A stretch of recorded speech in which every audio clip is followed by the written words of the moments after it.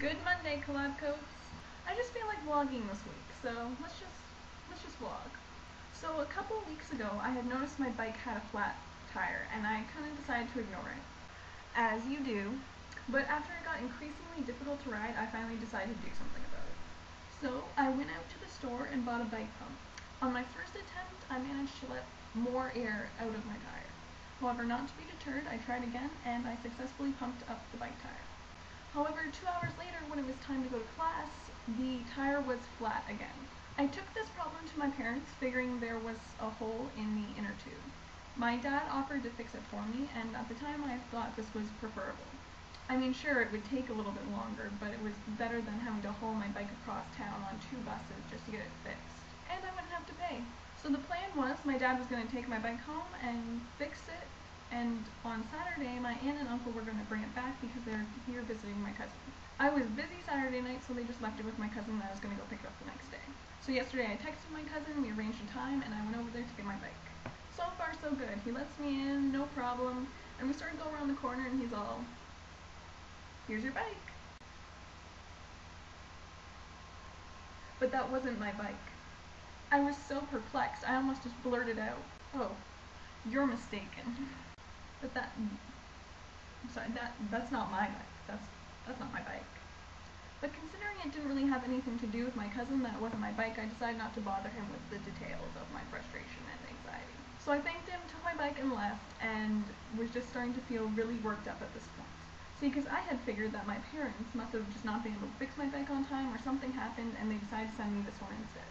Why would my parents just spring this on me? Why wouldn't they warn me before sending me this strange, foreign, and unfamiliar bike? Furthermore, I had a hell of a time trying to get the bicycle seat down, especially since my family likes to tease me about being really short. Why wouldn't they have lowered the bike seat for me? At least. I called my mom later that night, as you do, expecting the conversation to go a little bit like this. "Hi, Mom. Oh, hi. Sorry about your bike. Explanation. But this is how it actually went down. Hey, Mom. Hi, did you get your bike okay?" Yes? Okay, good. Blah, blah, blah, blah, blah, blah, blah. Wait. But it wasn't my bike. What do you mean it wasn't your bike? What do you mean? It wasn't my bike, period. Well, whose bike was it? You tell me! And the conversation went back and forth in this fashion for some time. We eventually came to the conclusion that it was an old bike my mom used to use. And basically my dad had fixed the wrong bike. Now, it was an honest mistake, but there were 3 seemingly obvious clues that my dad seemed to miss. 1, my bike is a light sky blue, and this bike was navy with these garish yellow accents. 2, the bike seat was ridiculously high, and this alone really should have been enough evidence that I had not spent the past 2 years riding this bike.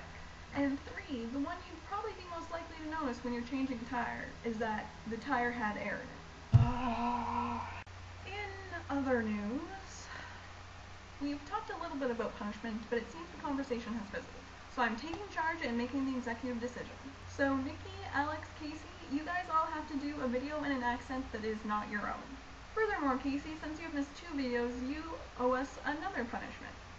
Your second punishment is writing a poem and performing it in a public space. And just so I'm not being a complete dictator here, if anyone has any problems or anything with my decision, just leave it in the comments below and we can hash it out. I hope everyone has a good week, and hopefully I'll see Casey tomorrow.